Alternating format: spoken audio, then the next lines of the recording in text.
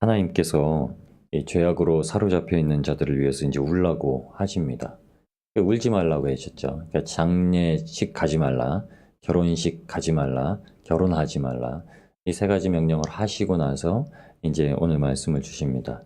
오늘 말씀을 보시면 묵상책을 좀 참고하시면 그 부분이 이렇게 나와 있습니다. 살룸과 여호야김 이렇게 나와 있는데 제가 오전에는 좀 이 부분에 대해서 좀 보셔야 될 것 같습니다. 어, 유다 왕이 이제 20명의 왕이 있었습니다. 남유다에 20명이 와서 있었는데 그 중에 맨 마지막으로 하나님의 보시기에 마음에 든 왕이 누구냐면 바로 요아스 왕입니다. 바로 이제 이 여호아하스부터 시작되는 시드기야까지 잡혀가기 전에 이제 왕입니다. 그 왕 이후로 요시야 왕입니다. 죄송합니다. 요시야 왕입니다. 오늘 본문에 나온 요시야 왕입니다. 11절에. 그 요시야 왕은 율법책을 발견한 후에 근데 율법에 기록된 대로 이제 유월절을 다시 제정하고 정결 예식을 했던 왕입니다. 그래서 그 마음이 하나님 앞에 보시기에 흡족했다라고 하는 왕입니다. 그래서 선왕이죠. 이 선왕의 대가 끝나고 나서 그 이후에 이제 4명의 왕이 연달아 나옵니다. 4명의 왕이 누구냐면 여호아하스와 그다음에 여호야김과 여호야긴과 그다음에 시드기야 왕입니다. 이 4명의 왕 중에 여호아하스, 여호야김, 시드기야는 형제입니다. 이 요시야 왕이 4명의 아들이 있거든요. 이 4명의 아들 중에 이제 첫째와 둘째와 셋째 아들입니다. 근데 4명의 아들이 있다고 말씀드렸는데 오늘 4명의 아들 중에 막내 아들이 누구냐면 이제 살룸이라는 사람입니다. 근데 살룸은 왕이 되었다고 기록되지 않습니다. 그래서 오늘 저희가 성경에 기록된 것이 좀 어떻게 기록되어 있는지 먼저 좀 확인을 하셔야 되는데 저도 이거 갖고 이제 한참 성경에 기록된 것이 성경에 기록된 말씀은 조금씩 상이합니다. 이름이 상이하고 날짜가 조금씩 상이하고 제위 기간이 조금씩 상이합니다. 어디는 석 달 아니면 어디는 석 달 열흘 어디는 8세 어디는 18세 이렇게 조금씩 다른데 오늘은 인물에 대해서 좀 먼저 확인을 하셔야 될 것 같습니다. 그래야 저희가 하나님께서 우리에게 의도하시는 이 메시지가 무엇인지 좀 볼 수 있을 것 같습니다. 성경 해석에는 이 살룸 왕을 첫 번째 왕이 된 여호아하스 왕이라고 이제 기록을 합니다. 여호아하스 왕, 그리고 여호야김 왕, 그다음에 여호야긴 왕, 시드기야 왕. 역대 이제 유다 왕 중에 마지막 4명의 왕은 다 누구냐면 하나님께서 보시기에 악하다고 기록한 왕들입니다. 하나님께서 보시기에 악하다고 기록한 왕들이고 오늘 그 중에서 첫 번째는 왕 살룸이라고 얘기합니다. 근데 이걸 대부분이 여호아하스라고 해석을 합니다. 그리고 두 번째 오늘 본문에 나와 있는 것이 13절부터 19절까지 나와 있는 말씀이 이제 두 번째 그 계위를 이은 여호야김 왕에 대해서 얘기합니다. 근데 여호야김 왕에 대해서는 굉장히 길게 하나님께서 이 메시지를 기록하게 하시는데 그게 뭐냐면 앞장에 말씀하셨던 공평과 정의를 행하라고 말씀하셨는데도 불구하고 그것을 행하지 아니하고 강포를 베풀고 자기 이익을 위해서 가난한 자와 궁핍한 자를 오히려 핍박하고 부정한 불이한 이득이죠. 불법적인 이득을 취하고 무제한 피를 흘리고 압박과 강포를 행하려 한 것. 이렇게 한 왕에 대해서 여호야김 왕이라고 얘기합니다. 그래서 여호야김 왕에 대해서 뭐라고 말씀하시냐면 슬퍼하지 말라. 그런데 이 이후에 내일 혹시 본문을 내일 묵상을 하시다 보면 고니아라고 나옵니다. 고니아는 여호야긴 왕을 얘기합니다. 여호야김 왕의 아들이에요. 그러니까 그 왕에 대해서도 하나님께서 무엇이라고 말씀하시냐면 그가 내 오른손에 인장반지를 할지라도 빼어서 생명을 찾는 자의 손에 줄 것이다. 이렇게 말합니다. 하나님께서 절대 그거에 대해서 뭐 안타까워하시거나 이런 얘기를 안 하세요. 그러니까 그 이유가 하나님 보시기에 악한 왕들이기 때문입니다.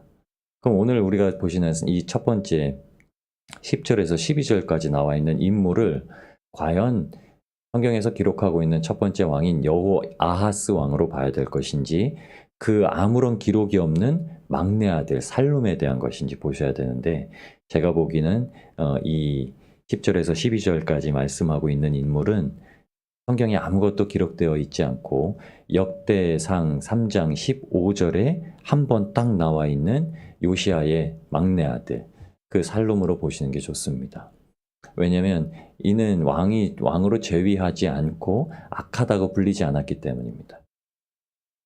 많은 분들이 성경을 해석하면서 한 가지 오해하고 계신 사건이 있는데, 성경을 기록한 연대와 역사적으로만 해석을 하시다 보면 무엇을 자꾸 저희가 놓치게 되냐면, 하나님께서 가장 싫어하시는 것이 무엇인가라는 겁니다.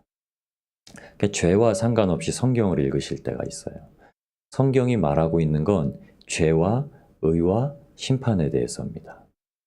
그래서 요한복음 16장에 예수님께서 보혜사를 보내실 때 성령님께서 우리에게 오셔서 무엇을 책망하시고 깨닫게 하시냐면 죄와 의와 심판에 대해서입니다. 첫 번째는 죄에 대한 본성을 깨닫게 하시고요. 두 번째는 예수 그리스도께로만 우리가 구원으로 있는 그 모든 의의 기준은, 모든 의로움은 예수님밖에 안 되신다라는 걸 깨닫게 하고, 그리고 심판을 중심으로 두고 이제 죄된 나의 본성과 주님께서 우리를 구원하셔서 의로움으로 채우시는 이제 성령님의 역사하심이 우리 안에서 맨날 싸운다. 이것이 로마서 6장 7장에 말씀하고 있는 거예요. 근데 하나님은 반드시 이렇게 얘기하십니다. 죄와 상관없이 오신다고 히브리서 기자는 얘기합니다. 예수님께서는 이제 죄와 상관없이 오신다는 거예요. 그러면 죄와 상관없는 인물에 대해서 왜 이를 두고 애통하라고 하는 인물이 누구냐 보았을 때 그 인물이 바로 살룸이라는 막내 아들이라는 걸 얘기한 겁니다. 그럼 역사적으로 보시면 이제 다음 달부터 이제 저희가 아마 열왕기상을 이제 묵상을 하실 텐데, 너무 감사한 겁니다. 느헤미야를 통해서 잠깐 저희가 역사를 좀 보고 갈 수 있어서. 그러면 우리가 좀 나누실 말씀이, 예수 그리스도께서 저희에게 주신 게 죄에서 해방되어 살고 있는 기쁨을 주신 겁니다. 죄에 결박된 자들에겐 심판을 증거하고 계시죠. 그래서 십자가를 지고 주님의 대속을 입은 자들은 마땅히 이제 죄에 사로잡혀 있는 자들 때문에 애통하게 된다는 거예요. 근데 죄로 사로잡혀 있는데 애통한 자들은 누구냐면 주님께서 건지시는 자라는 겁니다. 근데 역대로 기록된 여호아하스, 제가 자꾸 반복해서 이 인물들의 이름을 말씀드리는 거는 조금 기억해 두시기 편하라고 말씀드리는 겁니다. 여호아하스 왕, 여호야김 왕, 여호야긴 왕, 시드기야 왕은 죄에 사로잡혀서 하나님께서 버리신 인물들이라고 그 기록이 되어 있습니다. 살룸에 대해서는 그 인물들이 아니라는 걸 첫 번째는 저희가 깨닫고 좀 가셔야 됩니다. 그래서 이런 해석이 분분할 때는 어떤 기준이 필요하냐? 주님께서, 예수 그리스도께서 우리를 구원하신 그 기준을 두고 모든 성경을 읽고서 해석을 하셔야 됩니다. 역사의 모든 걸 살피실 때는 그게 제일 중요한 겁니다. 창세에 타락하게 되었을 때도 그 타락한 시점부터 하나님께서 계획하고 계신 게 무엇이냐면 예수 그리스도께서 구원하신다. 창세기 3장 15절에 있는 말씀이 이게 원시복음이라고, 원복음이라고 합니다. 복음은 우리를 구원하시는 메시지거든요. 근데 여자의 후손과 뱀의 후손이 이제 결투를 할 것인데, 여자의 후손은 뱀의 머리를 상하게 하고 뱀은 여자의 후손의 발뒤꿈치를 문다라고 했던 게 바로 십자가에서 예수님께서 죽으심으로 말미암아, 그리고 부활하심으로 말미암아 사탄의 결박을 해하신, 완전하게 멸하신 사건을 얘기합니다. 하나님께서 이 마지막 왕들에 대해서 악행을 기록하셨는데, 저희가 그러면 이 말씀을 성경적으로 좀 확인을 하셔야 되잖아요. 열왕기하 23장 32절 말씀에 제가 이렇게 말씀드리겠습니다. 여호아하스가 그의 조상들의 모든 행위대로 여호와 보시기에 악을 행하였더니, 그러니까 여호아하스라고 지칭하는 이 왕은 실제적으로 누구냐면 요시야 왕의 둘째 아들입니다. 이 나이상으로 따져볼 땐 둘째 아들이에요. 왜냐하면 여호아하스 왕은 재위할 때 왕으로 하나님께서 악한 왕이든 선한 왕이든 다 하나님께서 세우시는 거거든요. 하나님께서 세우실 때 그 나이가 23살이었습니다. 그런데 3개월을 치리하다가 애굽에 끌려가서 애굽에서 죽습니다. 근데 아마도 제가 예측하기로는 여호아하스 왕이 애굽으로 끌려갈 때 그 막내 아들이었던 살룸을 같이 아마 데려가서 아마 그곳에 포로로 끌어갔을 거라고 예측을 합니다. 그 당시 여호아하스 둘째 아들과 넷째 아들인 살룸은 거의 한 15년 이상 이제 나이 차이가 났었을 때입니다. 그러니까 어린 동생을 볼모로 잡아서 그 왕을 데려갔을 때 아마 데려갔을 것 같다라는 게 성경에서 말하고 있는 기본적인 역사들의 기록들에 대해서 유추할 수 있는 겁니다. 그러니까 둘째 아들이 먼저 왕이 된 겁니다. 그래서 역대상 3장 15절에는 먼저 선대로부터 왕이 된 인물들을 나이 순으로 따진 게 아니라 축복, 장자권을 받은 순서대로 기록을 합니다. 그래서 여호아하스 둘째 아들을 맨 위에 두고서 기록했을 겁니다. 그 다음에 여호야김이 둘째 아들, 첫 번째로 왕에 제의한 여호아하스가 잡혀간 이후에 애굽 왕이 세우는 왕이에요. 그 원래 이름은 엘리야김입니다. 그런데 애굽 왕이 너의 이름을 이제 여호야김으로 바꿔서 세우겠다라는 거예요. 여러분, 우리나라가 일제 식민 치하에 있을 때 무엇을 당했냐면 창씨개명을 당합니다. 그래서 여자들은 자자로 끝나는 이름들이 많아요. 남자들은 식자로 끝나는 이름들이 많습니다. 그게 일식 표현이에요. 일본식 표현입니다. 아끼꼬, 명자 이런 말들. 그러니까 다 자자로 끕니다. 순자, 명자, 말자 이게 다 자자로 끝나는 게 일본식 표기법의 끝산입니다. 그 영식이, 순식이, 말식이 이렇게 끝나는 식자라는 게 다 일본식 표기법입니다. 이것처럼 여호야김이건 엘리야김이건 그 뜻은 똑같습니다. 여호와께서 세우셨다는 뜻이에요. 근데 애굽 왕이 그 이름을 바꿔서 왕으로 세웁니다. 근데 이 두 번째 왕 여호야김이 왕으로 이제 책봉될 때가 나이가 언제냐면 25살입니다. 첫째 왕은 23살 때 책봉이 됐는데 둘째 왕은 3개월 있다가 왕이 되는데 25살이었습니다. 2살이 더 많은 거였죠. 그러니까 역사의 기록은 이렇게 얘기합니다. 그러니까 여호야김이 장자였는데 여호야김은 애굽과 친화 정책을 가지고 있었답니다. 그러니까 애굽에 뭐라고 하면 애굽에서 이렇게 하는 대로 해야 돼. 그러니까는 성경에도 그렇게 얘기합니다. 여호야김이 왕이 되고 나서 애굽에다가 이제 진상품을 막 가져다 줍니다. 금이건 은이건 막 돈을 가져다 줘요. 친화 정책을 핀 거죠. 근데 여호아하스 왕은 그러질 않습니다. 성경에는 그래서 이제 역사적으로는 그렇게 얘기합니다. 애굽에 절대 동조하면 안 된다. 우리는 자주 독립 국가다라고 이렇게 하니까 백성들의 추대를 받아서 먼저 왕이 되었다가 애굽의 이 뜻과 같지 않으니까 오히려 그 이스라엘보다 강했던 애굽이 와서 그 왕을 책봉한 걸 이제 내리고 나서 여호야김을 세웠다라고 이제 하는 거죠. 그리고 나서 여호야김이 11년 동안 재위를 하는데 그때에도 하나님께서 다시 한번 말씀하시는 게 그에게도 하나님께서 보시기에 악을 행하는 자였다라고 말씀합니다. 열왕기하 23장 35절 37절에 여호야김에 대해서는 이렇게 얘기합니다. 여호야김이 은과 금을 바로에게 주니라. 그가 바로 느고의 명령대로 그에게 그 돈을 주기 위하여 나라에 부과하되 백성들 각 사람 힘대로 액수를 정하고 은금을 징수하였더라. 여호야김이 그의 조상들의 행한 모든 일을 따라서 여호와 보시기에 악을 행하였더라. 그러면서 열왕기하 24장 4, 5절에 덧붙여서 여호야김에 대해서 평가하는 것이 이렇게 되어 있습니다. 또 그가 무죄한 자의 피를 흘려 그의 피가 예루살렘에 가득하게 하였음이라. 여호와께서 사하시기를 즐겨하지 아니하시니라. 여호야김의 남은 사적과 행한 모든 일은 유대왕 역대 지략에 기록되지 아니하였느냐. 그러나 네 눈과 마음은 탐남과 무죄한 피를 흘림과 압박과 강포를 행하려 할 뿐이니라.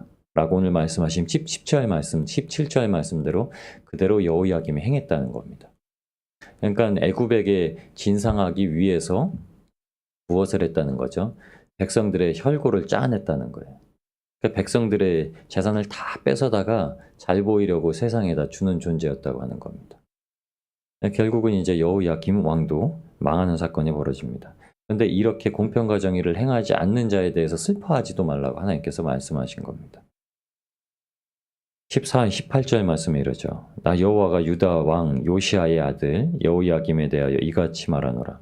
무리가 그를 위하여 슬프다 내 형제여 슬프다 내 자매여 하며 통곡하지 아니할 것이며 그를 위하여 슬프다 주여 슬프다 그 영광이여 하며 통곡하지도 아니할 것이라. 오늘은 본문에 하나님께서 딱 두 가지를 대비해서 말씀하십니다. 하나는 살룸을 위해서는 애곡하라, 슬퍼하라. 그런데 두 번째는 여호야김에 대해서는 슬퍼하다 하지 마라. 하나님께서 애통하게 원하는 심령은 누구냐면 저희가 하나님께서 택하셔서 구원받을 영혼들을 위해서 말씀하시는 겁니다. 그런데 저희는 다 아시는 바지만 하나님께서 택하실 자들이 누군지 모릅니다. 그래서 저희에게 맡겨두신 영혼들에 대해서는 애통하셔야 되는 겁니다. 그럼 그 영혼들에 대해서 애통하는 마음이 무엇이냐? 바로 하나님께서 보시기에 안타까워하시고 끝까지 돌이키시기를 원하시는 마음이라는 겁니다. 그런데 그 죄가 정하여지고 끝까지 악을 돌이키지 아니하고 멸망하는 존재에 대해서는 하나님께서 그 순간 은혜도 제하시고 긍휼도 제하시고 자비도 제하십니다. 그 순간 그렇게 말씀하시는 거예요. 여러분 육신의 때가 끝나는 순간 하나님께로부터 가지고 계셨던 모든 자비는 그 순간 끝납니다. 육신은 사람이 하나님을 믿지 못하고 예수 그리스도를 주로 영접하지 못하고 육신의 생활이 끝나게 되면 어떻게 되냐? 하나님께서 그 인생이 소멸되게 말씀하시는 거예요. 그 인생이 소멸되면은 70년, 80년 살았던 인생이 진짜로 다 헛되게 되는 겁니다. 먼지처럼 그냥 날아가 버리는 인생이 되는 거예요. 아무것도 잊지 않은 인생이 되어버립니다. 그 전에 행했던 일들은 다 잊혀져 버린 인생이 되는 거예요. 그러나 저와 여러분에게는 하나님께서 말씀하신 것이 있습니다. 하늘에 쌓아둘 것이 있다. 여러분 이 슬퍼하라는 외침은 살룸을 위해서 슬퍼하라는 외침은 이 당시에 예레미야를 위해서 저와 여러분을 위해서 슬퍼하라는 외침과 똑같습니다. 그리고 이 외침을 저희에게 요구하시는 것은 지금도 주님의 부르심을 받으면서도 그렇게 완악한 마음, 내 강팍한 대로 행하겠다라고 고백했던 이스라엘 백성처럼 돌아오지 않는 인물들에 대해서 슬퍼하라고 하시는 거예요. 그래서 말씀하시는 겁니다. 여러분 우리가 의인과 악인에 대해서는 저희가 판단할 수가 없습니다. 그래서 예수님께서 말씀하세요. 판단하지 말고 정죄하지 마라. 내 형제의 눈 속에 있는 티끌을 보려고 하거든 네 눈 속에 있는 들보를 먼저 보아라.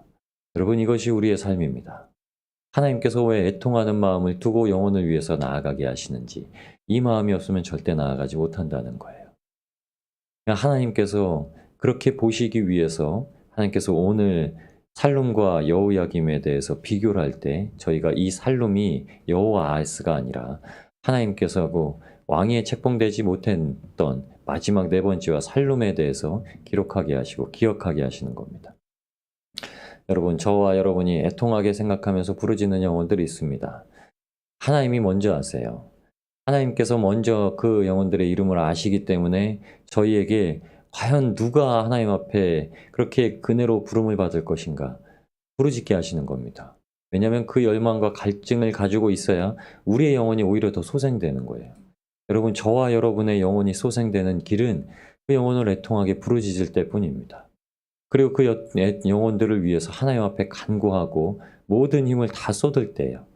그래서 하나님을 사랑하는 것이 어떻게 하라고 하셨죠? 힘을 다하여 뜻을 다하여 마음을 다하여 목숨을 다하여서 이렇게 어떻게 사랑할 수 있습니까? 형제를 사랑하는 것으로서 그걸 내라고 하신 거죠. 여러분 하나님께서 우리에게 그 마음을 주신 겁니다.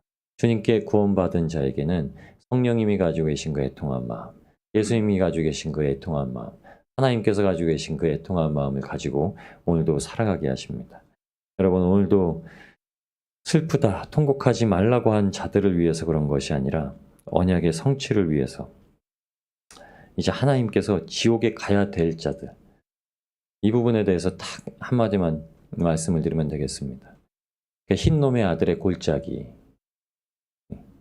도벳의 골짜기 이것을 이제 살육의 골짜기로 부르라고 말씀하셨죠. 흰놈의 아들의 골짜기라는 뜻이 어떤 뜻이 그 단어가 무엇이냐면 게헨나입니다. 흰놈의 아들의 골짜기. 근데 이 게헨나가 바로 신약 성경에서 지옥을 표현하는 단어입니다. 지옥이 헬라어로 게한나라고 표현되어 있는 거예요. 하나님께서 살육의 골짜기로 다 보내신다는 말씀은 지옥에다 쳐넣어버리시겠다고 말씀하신 거예요. 마음을 돌이키지 않는 강박한 자들에 대해서 다 지옥으로 보내시겠다고 말씀하신 겁니다.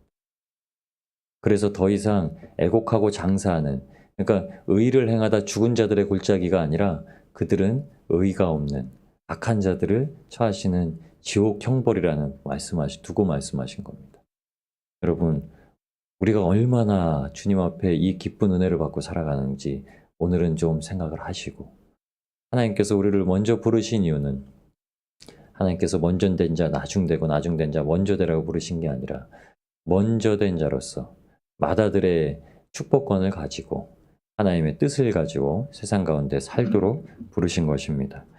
오늘도 하나님의 은혜로 저희가 서 있습니다. 주님의 은혜를 붙들고 주님의 이름을 부르짖으면서 우리에게 맡겨주신 영혼들을 위해서 기도하실 때 하나님께서 우리의 기도를 들어주시고 응답하시고 하나님께서 일하시는 것을 우리에게 보게 하실 줄 믿습니다.